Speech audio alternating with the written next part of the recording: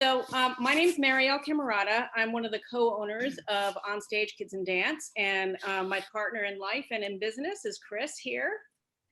And before I joined the family business, I taught middle school for 11 years in San Leandro. And even though I taught middle school, I have a specialty in early childhood education. And actually, I found teaching middle school, you actually kind of go backwards anyway. So the early childhood training ended up helping quite a bit. When I joined the business, I created a licensed child care program for after school. So we pick up from Crocker and from Redwood Heights, and other families drop off. And so we have an after school program where we help with homework and, have a lot of good fun with the families and with the kids.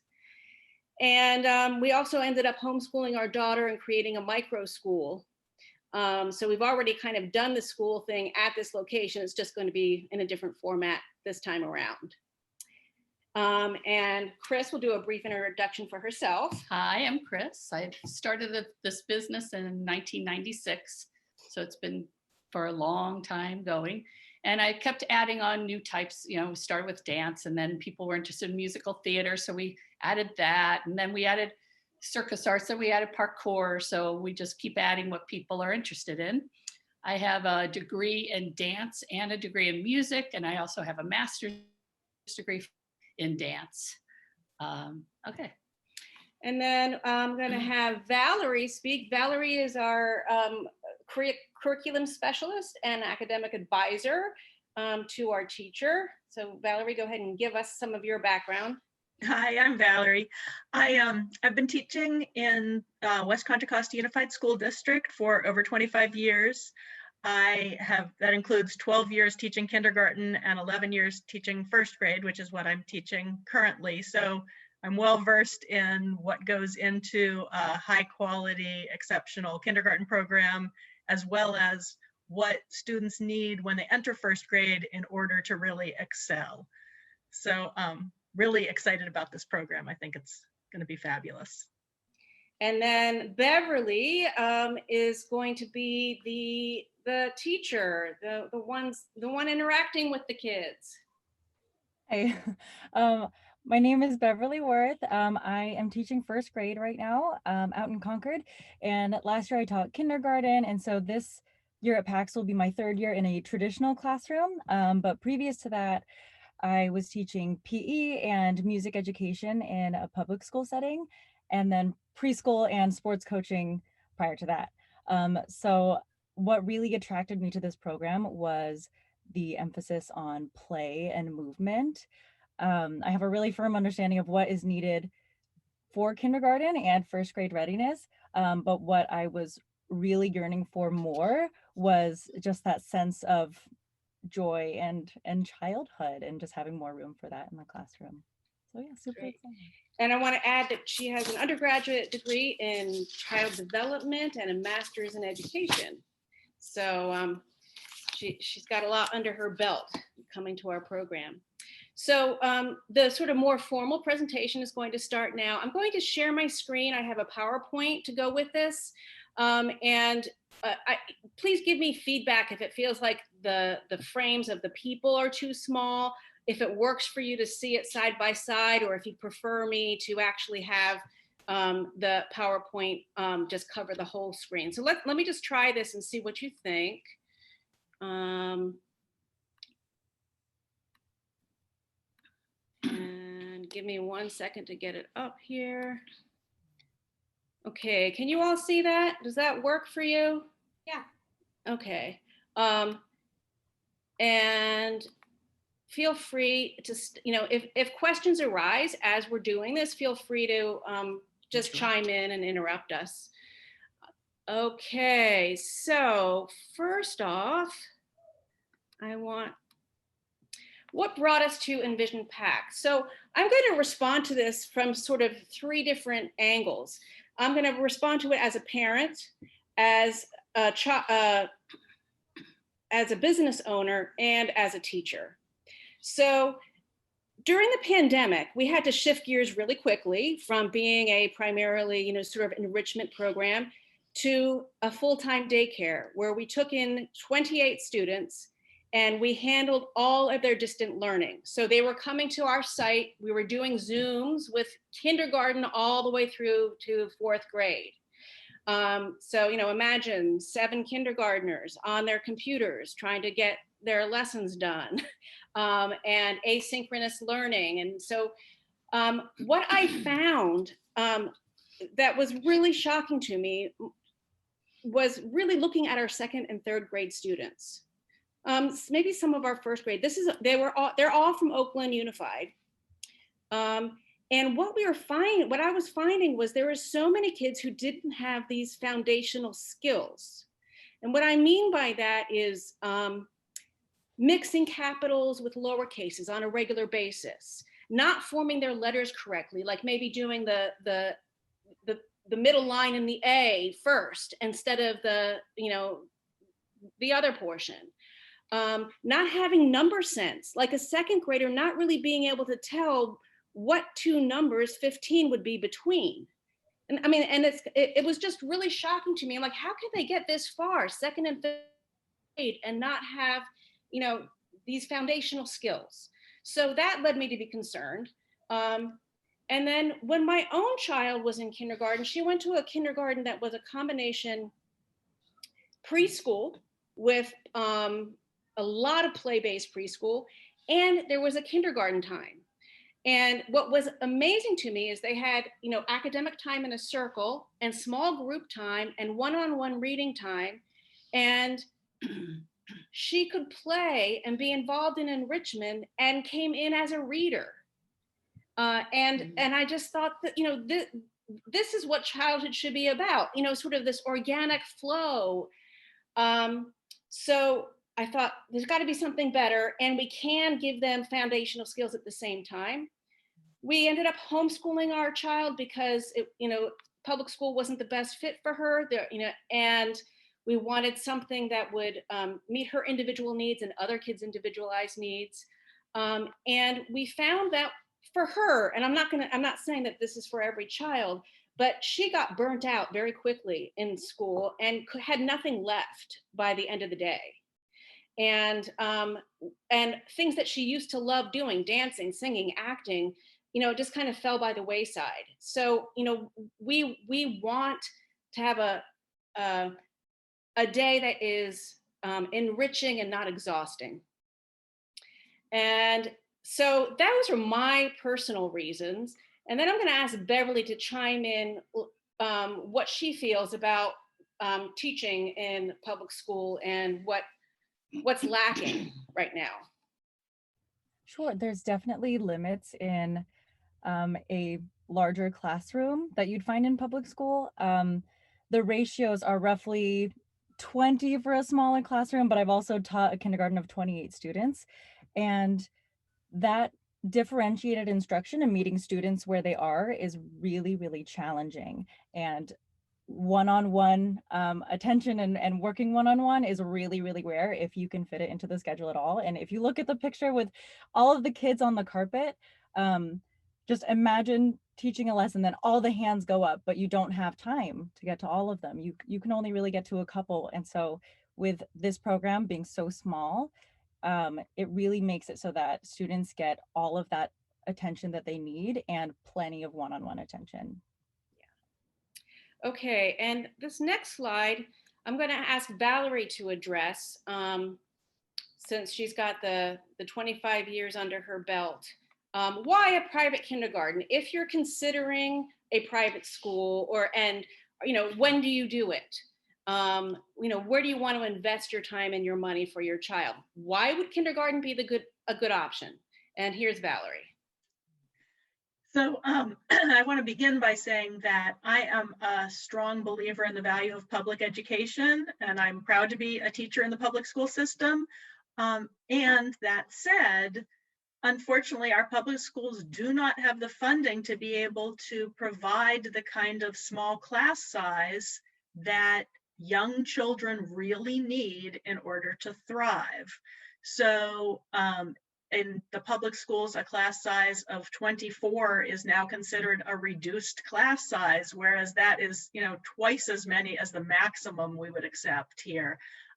When you're able to have a program with that really small class size that allows the teacher to know each student individually and meet each student individually where they are, that is really crucial. And especially in kindergarten, where children are getting their first experience of what is formal school like, and is this something that I'm going to love and really think that school is the best thing ever, and I just can't wait to go to school and learn, and I actually cry when it's a holiday because I don't get to go to school and be with my friends and my teacher and doing things that I love to do and feel really successful doing and that are meeting my needs, versus a child who's ends up kind of being more of a number, unfortunately.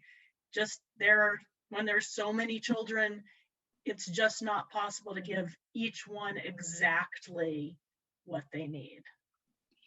And Valerie, what about the reteaching aspect?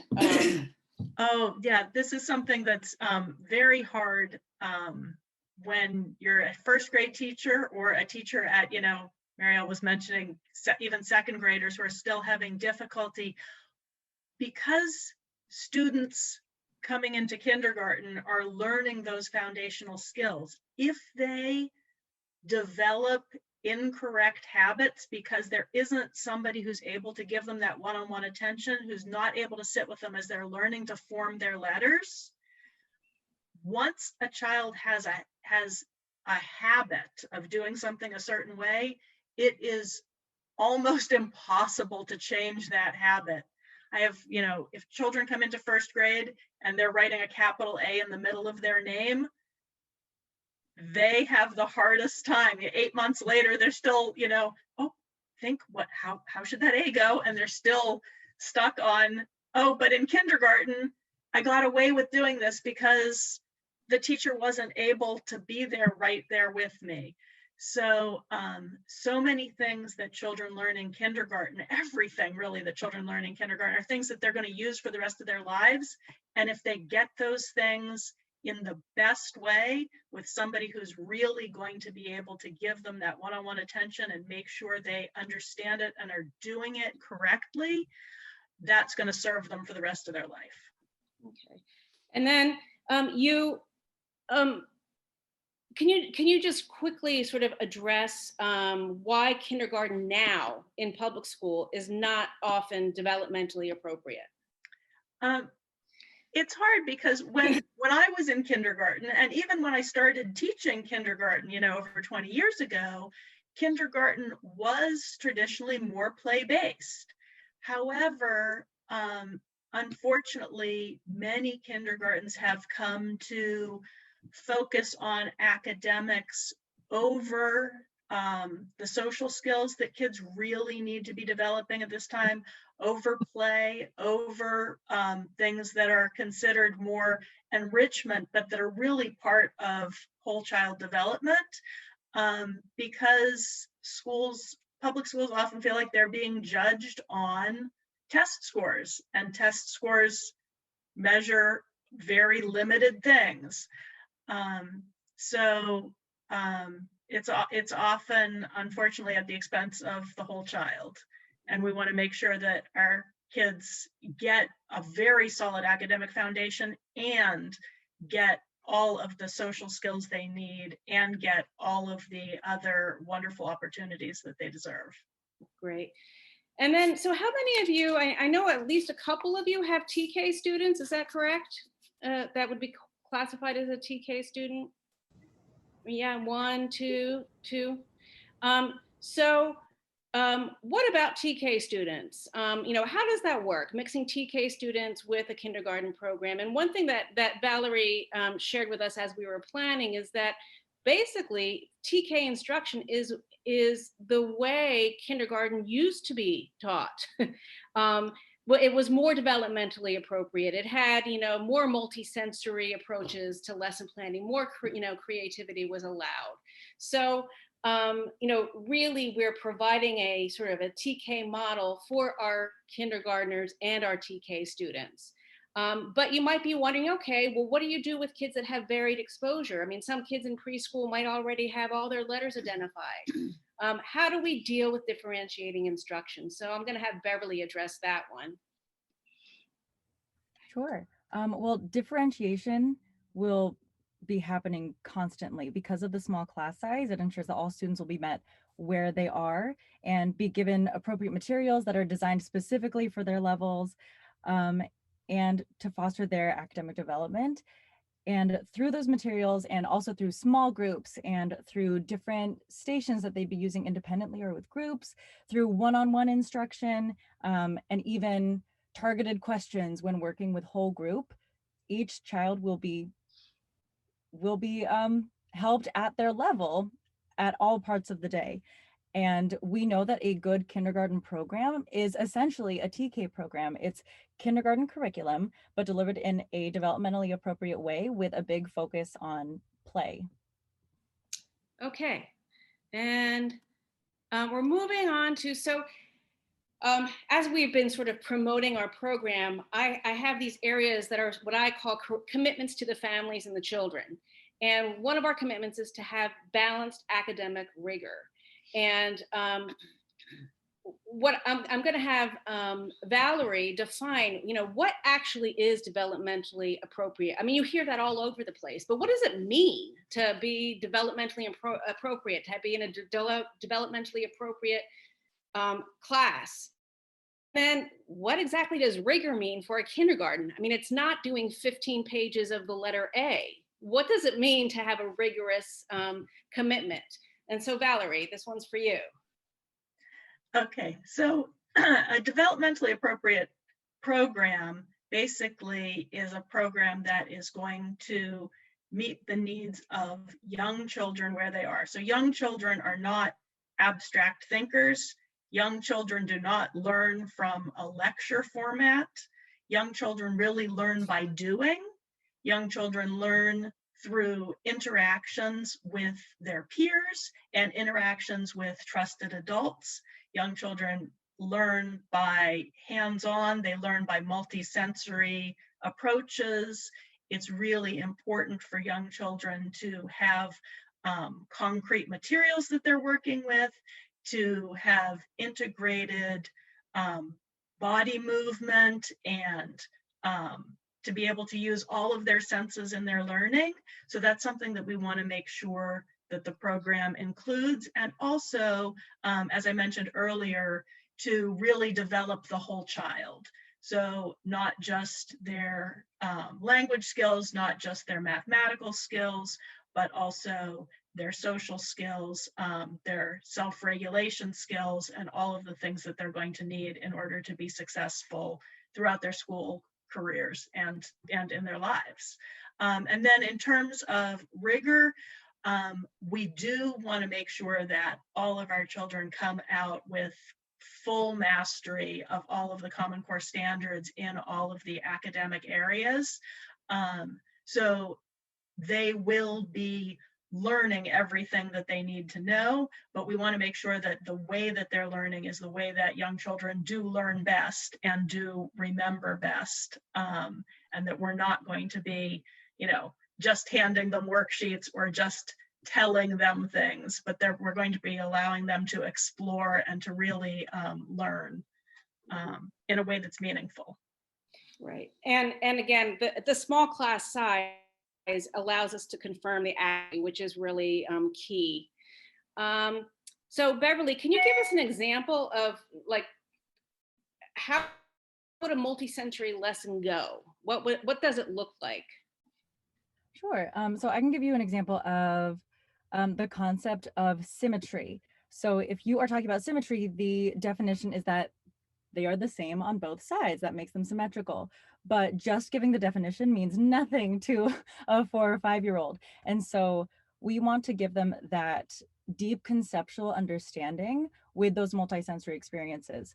So an activity for symmetry would be getting a piece of paper, painting half of a butterfly on one side, folding it, and then when you unfold it, you can see symmetry happening in front of you and getting that deep conceptual understanding while also having fun. And it's developmentally appropriate. So it's made for a 4 or 5-year-old rather than just the definition and repetition. And Valerie, really quickly, could you just go over how that looks in, like if you were teaching the sound of the letter C? You know, you gave us an example earlier in our meeting with the camera and the hand motion and all of that. Right. So in terms of learning letter sounds, that's something that is an abstract concept, that this shape makes this sound. It's like, that shape doesn't make a sound, it's just a shape. And yet, you know, we're expecting children to learn this. So again, including body motions, including, so for example, if we've got a picture of a camera that goes with the C, that we make the k sound, we make a motion, that we have songs that go along with that. And so, you know, C is for cookie, that's good enough for me. Or, you know, lots of different songs. Making our bodies into the shape of a C, brainstorming things that, you know, start with a C. We're all going to crawl around on the floor and act like cats now. So just having many, many, many different things that we're doing. We've got Play-Doh that we're rolling into snakes and forming that into the shape of a C. You know, there's just many, many ways that we can make sure that children really start to connect as we do it, the shape, the name of the letter, the sound of the letter. Great, thank you.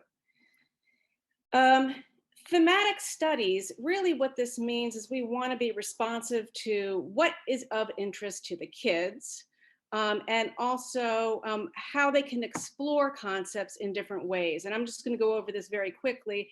Emergent curriculum means that we're just responding. So maybe one child fascinated by butterflies, and she's talking about butterflies. She has a butterfly stuffed animal that's coming in, and other kids are talking about it, and they start asking questions. And so then all of a sudden, we can do our math and language arts and our kinesthetic activities, all related to butterflies.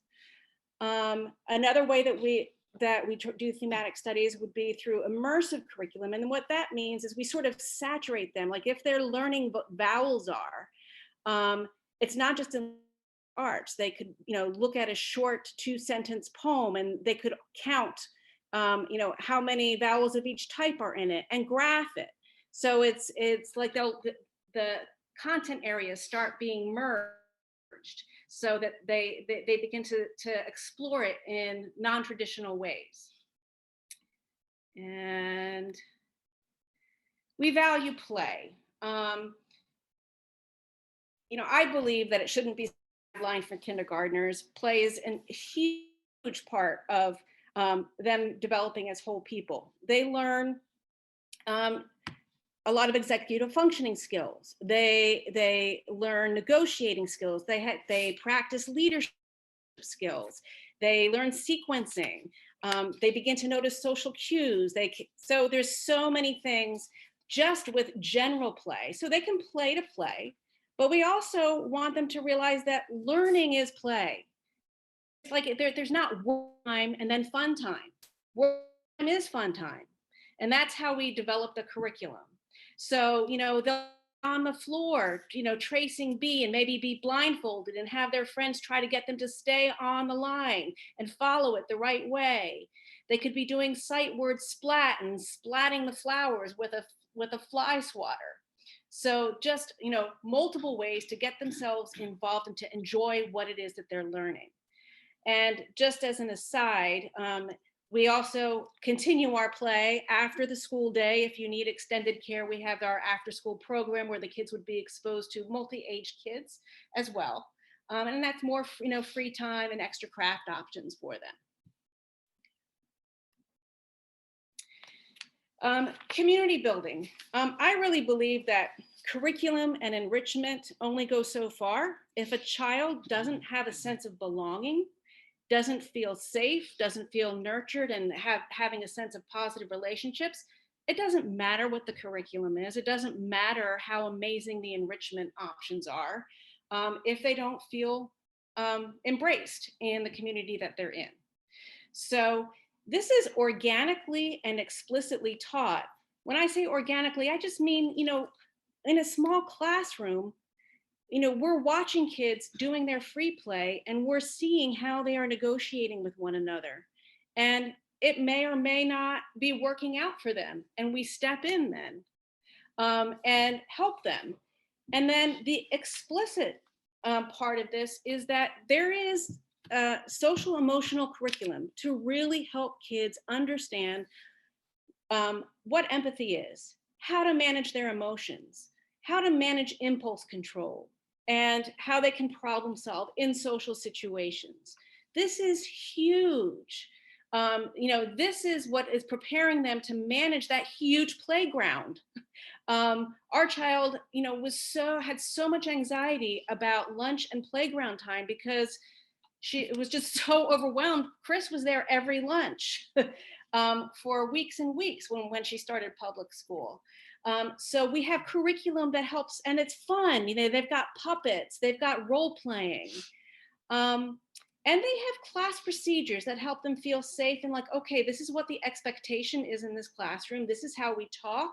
This is how, we move. This is how we interact with peers. This is how we help each other. And then, of course, there are going to be problems. And there's going to be a conflict. And how it's handled is with restorative justice. And I'm going to ask Valerie to speak on restorative justice a little bit, what it's about. Okay, and restorative justice is a big topic, and I'll just very briefly touch on how it will be used, with the kindergartners. So basically, it's about having a sense of community, and that if something happens that harms a member of the community, say a child bumps into another child and the child that got bumped into falls down and is crying and comes to the teacher, that the response is not a response based on blame and punishment, but a response based on restoring the relationships. So based on facilitating discussion between the children who had the incident and finding out what each of them needs in order to feel safe and in order to feel happy and in order to feel like they are enjoying being together again. And also what the other members of the classroom community who may have witnessed this, how they feel and what they need in order to feel like that the relationship has been restored and that everybody really feels good again. So Beverly, give us a situation where a child has had experience in our social emotional environment dealing with problem solving, but they're having a hard time taking care of it themselves. So let's say that they were feeling, I'm just going to put you on the spot and say, so-and-so won't let me play this game. And she said she would yesterday. And what do you do? I think first I would encourage the student to be independent, and I would ask them, what have you tried so far? How did that work? And what can we try next? And try to think of some strategies with them. And depending on how they're feeling, either supervise from afar and let them go for it on their own, or facilitate that conversation with them. This is what happened and this is how it made me feel. A huge focus for this SEL curriculum is I statements and letting people know how you're feeling and what you're needing. And then going from there, we can make a plan. Oh, if you, it was a game, you can finish this round and I'll join in for the next round, or whatever the plan is to make sure that everyone is feeling good at the end of it. Okay, great, thank you. So the icing on the cake. So it is called Paks, Performing Arts Kinder School. We have a commitment to you to have your child experience the performing arts every single day, either musical theater, improvisational acting, circus arts, gymnastics, dance. And one of the things that this does, besides, sort of exploding their mind with creativity, is it pushes them to expand their physical and emotional limits. They may or may not have the exact coordination, but they try. They may or may not have the confidence to play a particular role, but they try. And the more they push the limits, the more willing they are to try new things and the less fearful they are of failure, because it's just a part of the process. They experience it on a daily basis. Oh, I guess we're trying this today.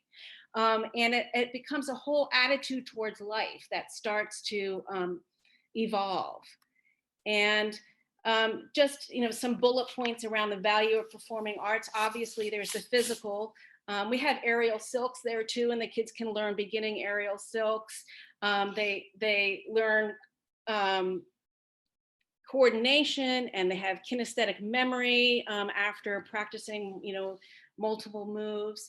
There's an emotional development that happens in two different ways. The first is, like, if they're working on acting, they have to really concentrate on, well, what does an angry face look like? What does a nervous face look like? What does your body do? And that helps them begin to also read those emotions in other kids. So it's developing emotional intelligence and social awareness. And then they have to work with emotional regulation. These kids that may not, like, I do not want to play a mean witch. I don't like mean witches. And we've got to start to work with them like, well, it doesn't mean you are the mean witch. We're just pretending. And we help them work with what does it mean to do something that you're uncomfortable with. And it's not necessarily a part of your identity. It's just something we're playing with. So that's a huge piece for them to expand themselves. I already talked about the social awareness, how it promotes interaction and cooperation. If they are having to choreograph a little section of something on their own, and the teacher says, well, we need you to end up on this side of the room and you to end up on that side of the room, and we need you to use these two moves, how are you going to do it? They have to cooperate, and they have to problem solve and talk together to do it. So it's not, even when they're doing their performing arts, it's not like we're putting on, it's not prescripted all the time. They get to participate in the creativity itself. Okay. This, I just want to read it. I found this absolutely fascinating. This was from a New York Academy of Science Millennium Study. They studied 6,000 kids. And I'm just going to read it. They said, among the matched sample, children who participated in arts activities most days were significantly more likely to have higher levels of self-esteem than those who participated less often. Okay, that's well and good. But this next part is what kind of blew my mind. The difference was doubled when the most days kids were compared with those who participated in the arts less than once a month. So just imagine what can happen to your kids' self-esteem if they're doing performing arts every single day and experiencing this.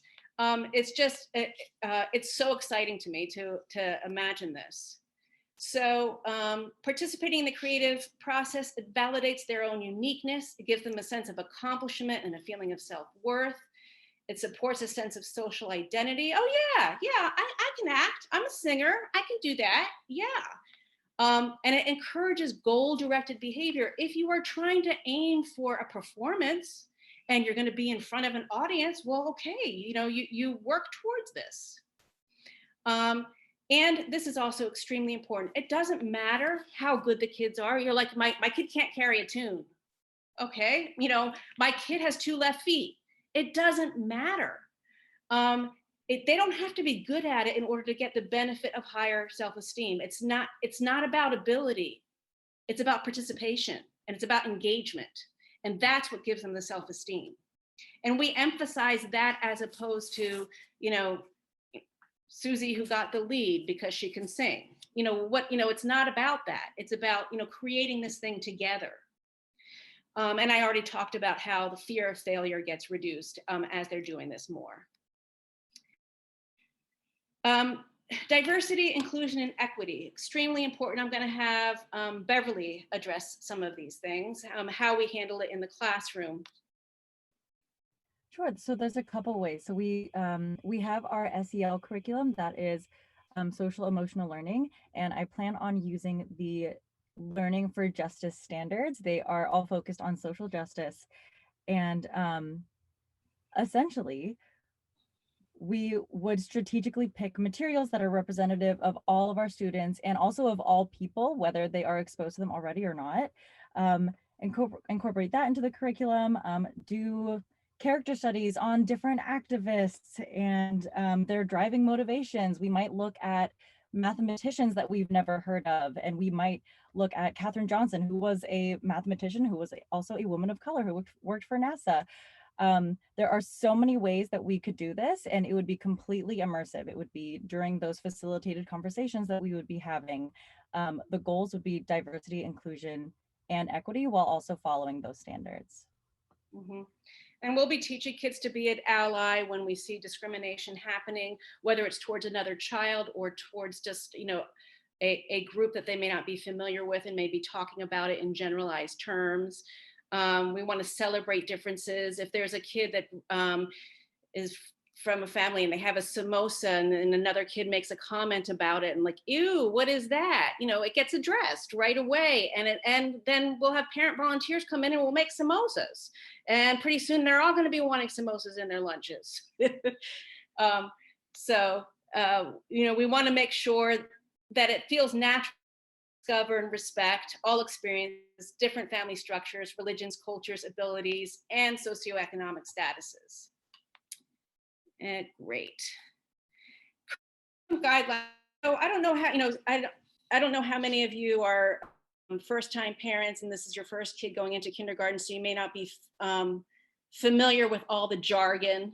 But Valerie mentioned that we will be following the Common Core standards. So Valerie, I'm going to have kind of give a quick summary of what this is and why it's important that we follow it, especially if parents to be able to move on into another private or public school successfully. Yes, so the California Common Core Standards, the Common Core Standards were developed nationwide, and then various states adopted their own versions of them. So the California Common Core Standards cover what students are expected to know and be able to do at each grade level. So we will make certain that we cover all those standards for English language arts, so that includes foundational reading skills, reading literature, reading informational texts, writing, speaking and listening skills, language skills. In mathematics, Common Core standards for kindergarten include counting and cardinality, understanding operations, addition and subtraction, beginning to understand place value, so, you know, numbers in the teens. So basically all of the Common Core standards, we will have a report card for the students that will be a standards-based report card, so that if your child, you know, after leaving this program is going into either public school or another private program, you can, you know, present the report card and the school will know where they are on the Common Core standards. And then, of course, there will also be a narrative component to the report card, since the children are not just, you know, can't really, you know, just be thought of as little boxes to tick, but so that the narrative part of the report card will also speak to who your child is as an individual, as a learner, as a person. And we haven't adopted our curriculum materials yet, but you know, we do have funding for it, and you know, we'll be looking at what fulfills our mission, you know, what is fun, what shows diversity, what actually gets the job done the best, how it approaches, you know, whatever the skills are at that time. So that both Valerie and Beverly are working on which curriculum we want to adopt, especially for English language arts. Okay. And many of you were curious about what a daily or weekly schedule would be. This is something that Beverly made for us. Of course, it's possible that it would change, but here, this gives you a general sense of what it would look like. Go ahead, Beverly, if you want to sort of summarize it. Sure. So students would start the day with a community meeting as they're being dropped off. And then we would go into a math block, and this would include both whole group instruction as well as some independent practice. So during any independent practice blocks, students will be practicing on their own, but there will also be differentiated options for fast finishers. And this is also a great time for one-on-one interventions. And you can see that Monday through Thursday, that's the regular schedule. And then on Fridays, there is more time in the schedule for those one-on-one interventions in small groups, and any sort of review to make sure that there were no gaps from the previous week. And after the math block, we would go into snack and recess. We have a few options for recess. We can have free play upstairs, downstairs in the gym, or at the play structure. And then we would go into a kinesthetic circle time, or PE games. So we would just have any sort of physical game where we're moving our whole entire body, or do that in a circle time setting.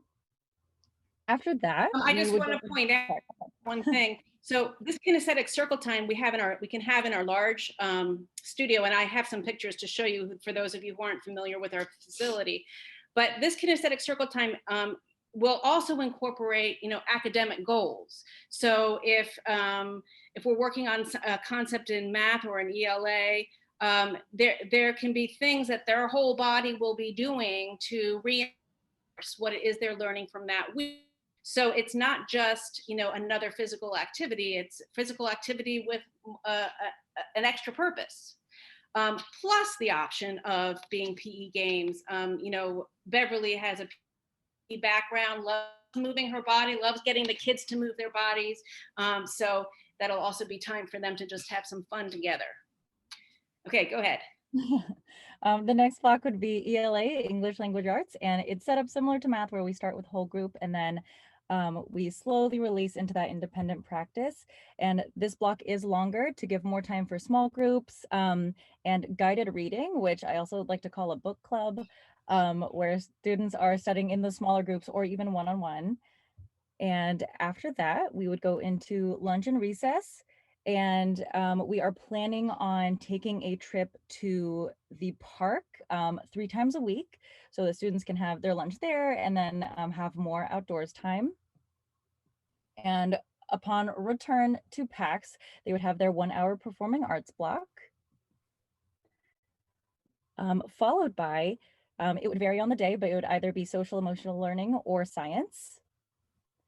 And that would be followed by a closing circle and read aloud.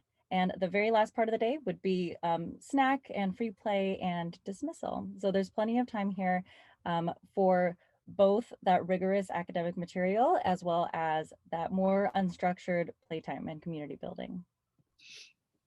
Okay.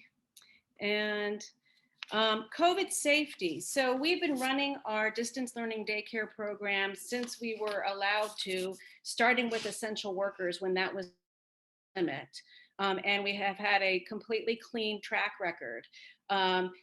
Every parent and child has gotten their picture taken every single time they come. They're asked screening questions every time they kids wear masks. We make sure they're well-fitted, double-layered masks. And one of the things that we have done is it's just practice. It's fun. It's natural. It's not, it's not inhibiting for us to be doing these things that are related to COVID safety. It's just, something that becomes natural. The kids sanitize between each new activity. All of our staff will be fully vaccinated. This is the key. These air filters are medical grade air filters that have HEPA filters in them in addition to UVC light, which kills viruses. And we have enough in the room that exchanges the air every 15 minutes. So it is almost as good as being outside. This is what Dr. Fauci has been recommending, that restaurants and schools and other places have if they want to have, indoor activities.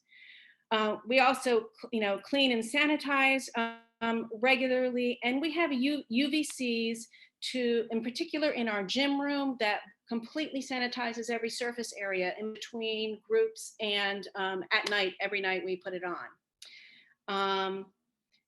So that kind of addresses the COVID-50.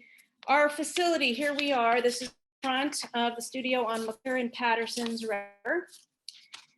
So this is the downstairs. If you haven't been to the studio, this is our large studio room. Right now it's set up as an audience. We can fit in about 100 people when we have our risers here. But when the risers aren't here, this is completely empty space, lots of space for dance and musical theater.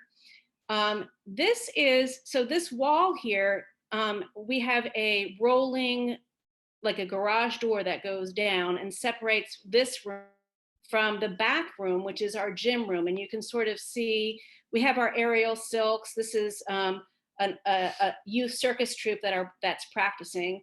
But there's a lot of equipment up here that is for them to use.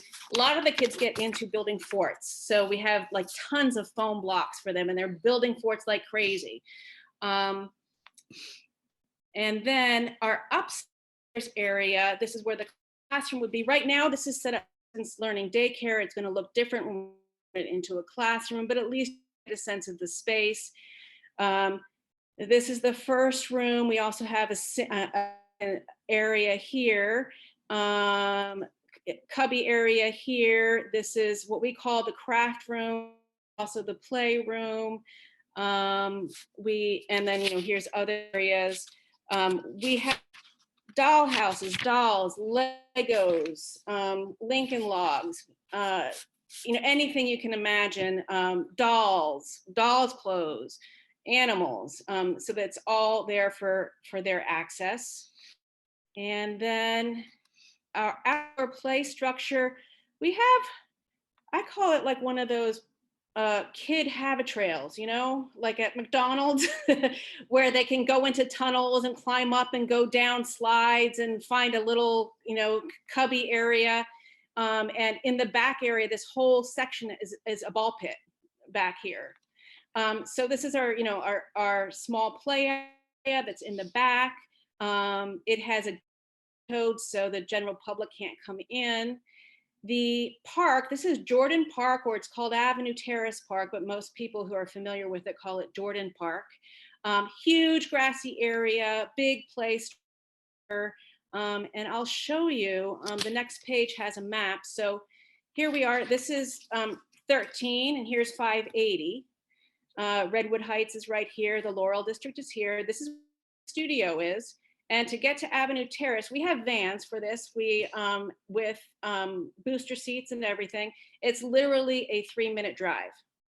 So it's not a problem to hop in the van, get the kids to the park, let them get some vitamin D and fresh air, and run in large space, have their food out there when the weather permits. So it's a very short distance and very feasible. So that concludes our formal presentation.